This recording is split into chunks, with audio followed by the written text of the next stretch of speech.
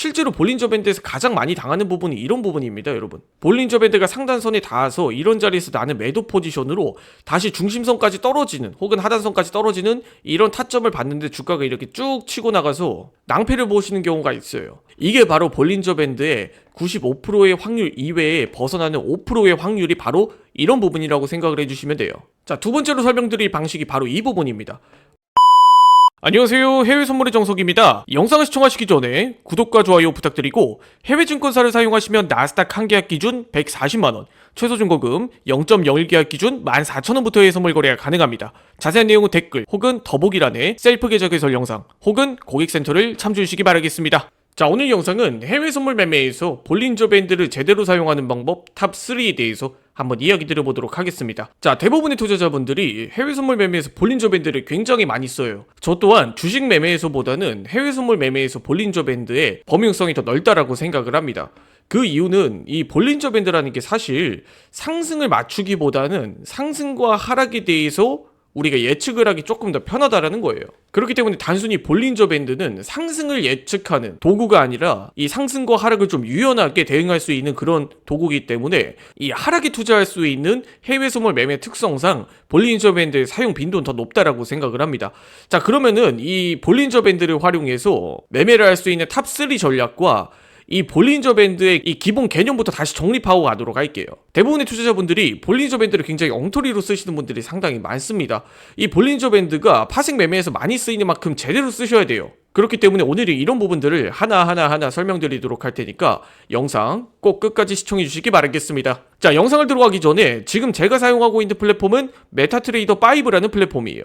메타트레이더 5는 글로벌 1800만 다운로드 수를 기록한 글로벌한 HTS, MTS에 해당하기 때문에 여러분들이 해외 증권사를 사용하시면 이 메타트레이더를 사용해 볼 수가 있습니다.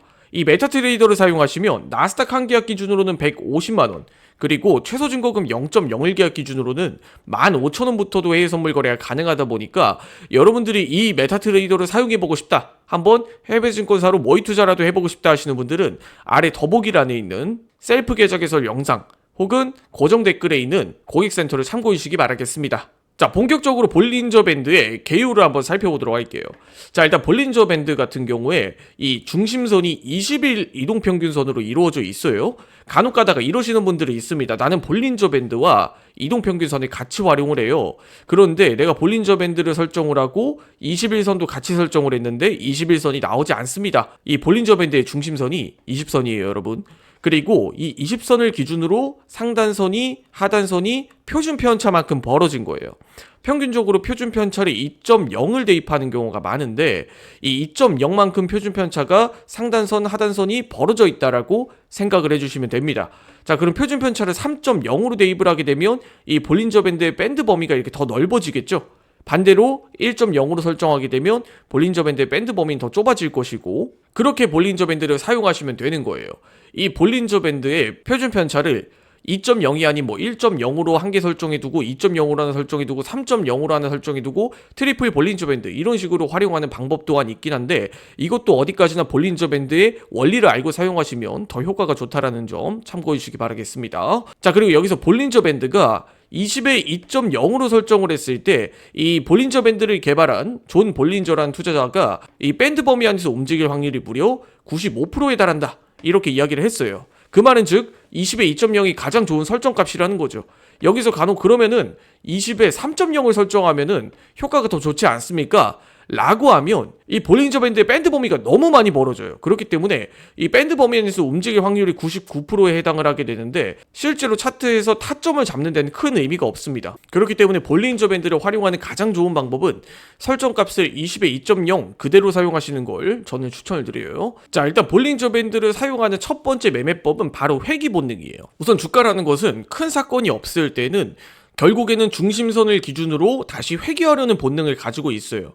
결국에는 중심선에 수렴하게 된다라는 건데 이러한 원리를 이용한다라는 거죠. 결국 주가가 어떠한 사건이 없을 때 하단선에 닿았을 때는 우리가 매수 포지션으로 다시 중심선 혹은 상단선까지 보는 전략이 있고, 반대로 또 상단선에 닿았을 때나 상단선에 이탈했을 때는 다시 중심선으로 회귀하려는 본능을 가지고 이 상단선에 닿았을 때는 매도 포지션을 선정을 하는 방법인 거죠.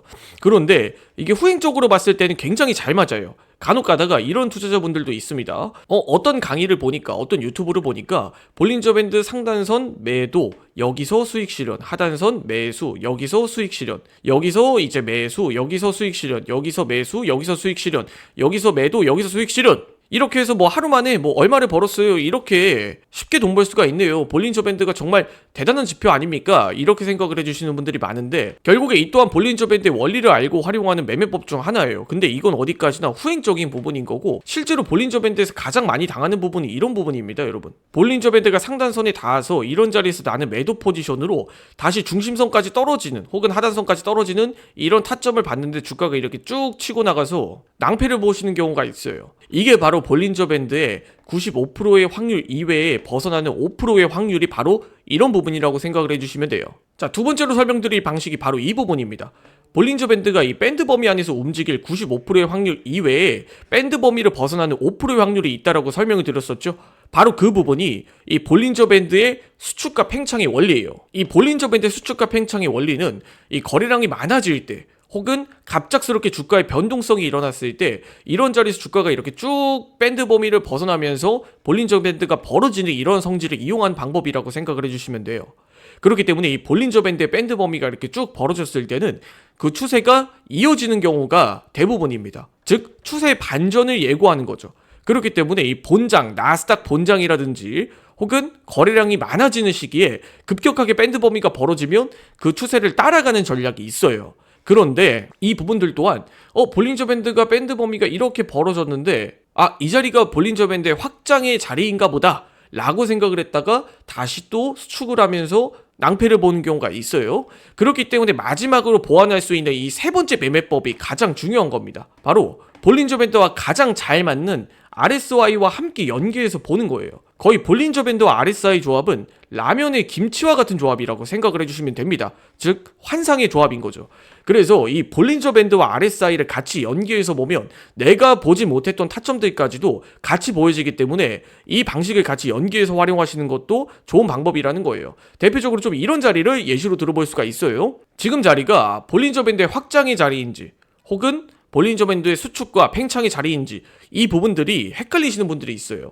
이때는 거래량이 늘어나는 시기와 늘어나지 않는 시기를 구분하는 것도 방법이지만 이 볼린저 밴드가 이렇게 쭉 치고 나가면서 RSI를 70 이상 구간을 도달을 했을 때는 이 자리도 오히려 과매수 구간과 볼린저 밴드의 팽창이 같이 이렇게 공존하면서 주가가 강세를 나타낸다라고 봐주시면 됩니다. 그리고 회귀 본능을 이용한 자리에서는 볼린저 밴드가 70 구간에 도달했을 때 이 밴드 범위가 확장이 일어나지 않는다 라고 한다면 이런 자리에서는 우리가 매도 포지션으로 회귀 원리를 그대로 이용하시면 돼요. 즉 이 볼린저 밴드의 매매법을 이 RSI와 같이 연계해서 보면 지금 자리가 수축과 팽창의 자리인지 혹은 회귀 본능을 이용해야 될 자리인지가 한눈에 보인다라는 거죠. 이 볼린저 밴드 특성상 확정이 일어나는 자리에선 RSI가 70을 더 치고 나갔을 경우에는 이 추세가 이어질 확률이 높고, 반대로 이 볼린저 밴드의 확장이 일어나지 않는 자리에서는 RSI가 70에 도달했을 때 회귀 본능으로 제자리로 돌아올 확률이 높다라는 겁니다. 그래서 이런 부분들을 상황에 따라서 RSI와 볼린저 밴드를 연계해서 활용한다라고 하면 내가 적어도 이 볼린저 밴드의 가짜 패턴에 당할 확률이 현저히 줄어든다라는 거예요. 그래서 마지막으로 이 세 가지를 좀 정리를 해보자면, 첫 번째, 볼린저 밴드의 회귀 본능을 이용하는 방법과 두 번째, 볼린저 밴드의 수축과 팽창을 이용하는 방법, 그리고 마지막으로 세 번째는 이 모든 원리를 RSI와 함께 연계해서 살펴보면 볼린저 밴드의 명확한 사용 방법이 정립이 된다. 전 이렇게 이야기를 드리겠습니다. 자, 오늘 영상 여기까지 하고 마무리 짓도록 하겠습니다. 해외증권사 계좌 개설 혹은 메타트레이더 관련 문의사항은 아래 더보기란에 있는 셀프 계좌 개설 영상을 참조해 주시기 바라고, 혹은 고정 댓글에 있는 해외선물의 정석 고객센터로 연락을 주셔도 좋습니다. 해외증권사를 사용하시면 나스닥 한계약 기준으로 150만원, 최소증거금 0.01계약 기준으로는 15,000원부터도 해외선물 거래가 가능하다 보니까 여러분들이 이 부분들 또한 참고해 주시기 바라겠습니다. 지금까지 해외선물의 정석이었습니다. 이 영상 시청해 주셔서 감사드립니다.